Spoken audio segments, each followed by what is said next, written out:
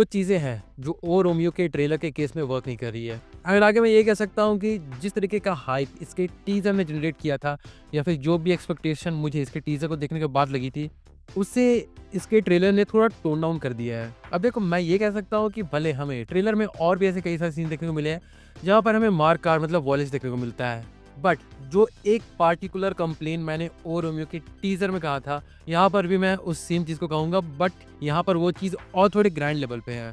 जहाँ पर ओ रोमियो के टीज़र में मुझे कई सारे सीन देखने को मिले थे जिसे देखने से साफ-साफ पता चल रहा था कि इस चीज़ को सीजीआई एंड वीएफएक्स के द्वारा प्रोड्यूस किया गया, मतलब बनाया गया है। एंड वो चीज़ें बहुत ज़्यादा नोटिसेबल लग रही थी।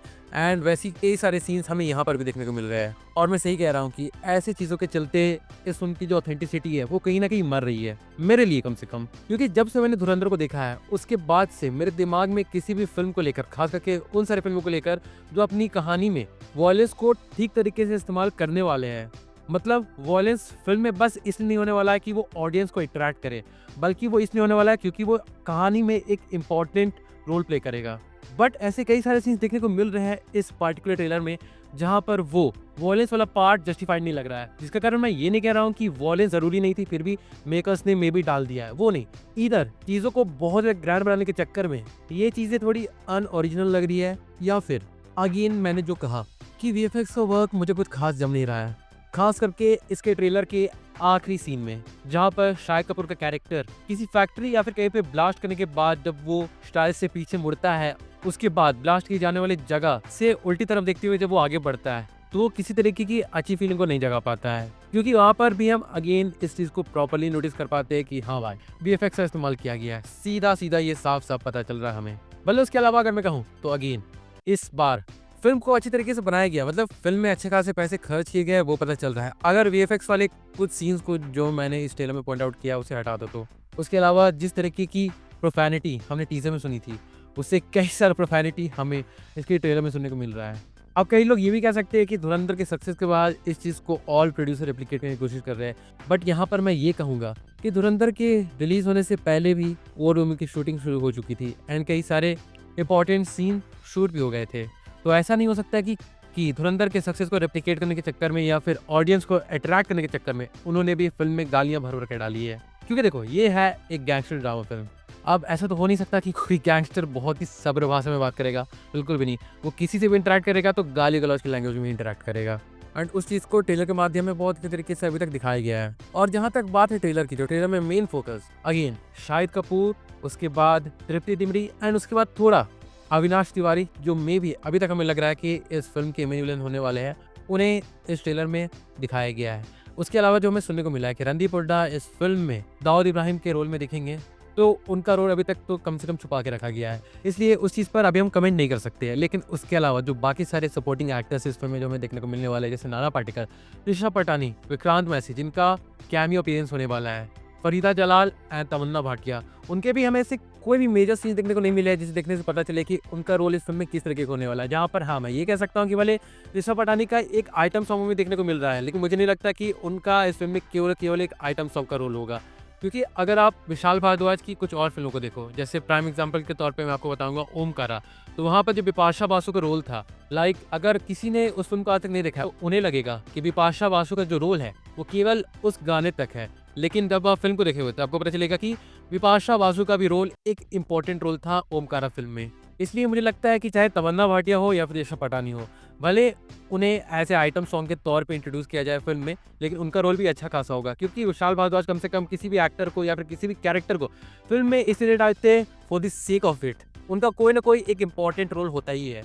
उसके अलावा अगर हम आगे बढ़े और साउंड ट्रैक की बात करें तो हाँ, अभी तक जितने भी बैकग्राउंड म्यूजिक एंड जितने भी गाने हमें सुनने को मिले हैं ओ रोमियो के, वो काफ़ी अच्छे लग रहे हैं। मतलब एक जो चीज़ थी जो विशाल भारद्वाज ने अपने इनिशियल करियर से लेकर आज तक कैरी की थी, मतलब अपनी फिल्मों में गाने और साउंड ट्रैक को लेकर, उस चीज़ को उन्होंने डिमिनिश बिल्कुल भी होने नहीं दिया है। आज तक वो चीज़ कैरी की जा रही है। इसलिए अगर फिल्म के एक्टर्स की एक्टिंग से हटाकर अगर मुझे कोई और चीज़ में इम्प्रेस कर सकती है तो वो है इस फिल्म का साउंड ट्रैक। बाकी Vishal Bhardwaj knows his craft very well, इसलिए मैं ये कहूँगा कि उनके तरफ से डायरेक्शन में कोई डिसअपॉइंटमेंट देखने को मिले वो कम से कम अभी तो नहीं लग रहा है वैसा। बाकी अगला ओपिनियन तो मैं अपना फिल्म देखने के बाद ही बना पाऊंगा, but for the time being मैं ये कह सकता हूँ कि इस फिल्म के लिए आई एम डैम एक्साइटेड। अब देखो, अगर आगे बढ़ के मैं शाहिद कपूर के कैरेक्टर की बात करूँ तो ये मुझे कुछ शाहिद कपूर की फिल्म उड़ता पंजाब के कैरेक्टर से मेल खाता हुआ नज़र आ रहा है। बट ये कोई बुरी बात नहीं है, क्योंकि इस फिल्म को कम से कम मुझे ऐसा लग रहा है कमर्शियल बनाने के चलते शाहिद कपूर के कैरेक्टर को उस तरीके से ट्रीट किया जा रहा है। मतलब हाँ, फिल्म देखने के बाद ये कह सकते हैं कि हाँ, हमें फिल्म पसंद आई या फिर हमें फिल्म नहीं पसंद आई, बट एक चीज़ जिसमें हम सब एग्री करेंगे वो ये है कि ये फिल्म रियलिटी से कुछ दूर तो रहने वाली है। चाहे वो चीज़ आप इसके फाइट सीक्वेंस में देख लो या फिर जिस तरीके का रोमांटिक एंगल इस फिल्म में दोनों लीड कैरेक्टर्स के बीच में दिखाया गया है उसे लेकर भी। बाकी तृप्ति डिमरी धड़क 2 के बाद अगेन एक अच्छे रोल में देखने को मिल रही है हमें, जहाँ पर कई लोग इस चीज़ को लेकर आज भी ये कहते हैं कि तृप्ति डिमरी अंडररेटेड ही सही थी। तो उस अंडररेटेड एक्टर की परफॉर्मेंस को तृप्ति डिमरी यहाँ पर भी निभाते हुए नजर आ रही है। मतलब जिस तरह की परफॉर्मेंस लोगों ने उनकी बुलबुल, लैला मजनू ऐसी फिल्मों में देखी थी, उस तरीके की परफॉर्मेंस वो यहाँ पर भी निभाते हुए नजर आने वाली है हमें। अब आगे बस ये देखना है कि ये फिल्म किस तरीके से स्टार्ट होगी एंड किस तरीके से एंड होगी, जहाँ पर मुझे लगता है कि इस फिल्म के एंड में मे बी हमें शाहिद कपूर के कैरेक्टर का डेथ देखने को मिलेगा। बट फिल्म भले इंस्पायर्ड फ्रॉम रियल स्टोरी है, बट फिर भी मैं ये कहूँगा कि फिल्म को कमर्शियल ट्रीटमेंट देने के चलते डेफिनेटली हमें ऐसी कई सारी चीज़ें देखने को मिलने वाली है जो ऑफकोर्स रियल लाइफ में हुई नहीं थी।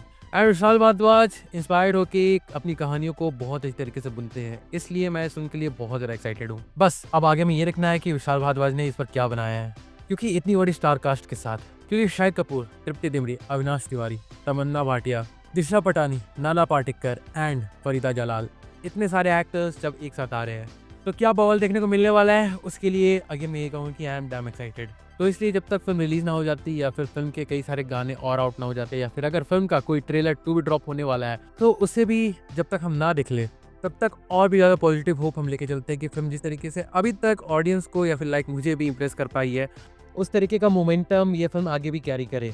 After all the game have totally changed. और हाँ, यहाँ पर भी मैं वही बात बोलना चाहूँगा कि अगर किसी एक्टर को वापस से खुद को फिल्म इंडस्ट्री में लाइक एस्टैब्लिश करना है तो इस बार जिस तरीके का ट्रेंड चल रहा है उस तरीके के ट्रेंड को फॉलो करते हुए अपनी फिल्म को अगेन ऑथेंटिसिटी और यूनिकनेस के साथ बनाते हुए ऑडियंस के सामने पहुंचाना है, ताकि ऑडियंस जिस ट्रेंड का मजा भी ले जा रही है वही ट्रेंड में आपकी फिल्म को भी टोटली एक्सेप्ट कर पाए।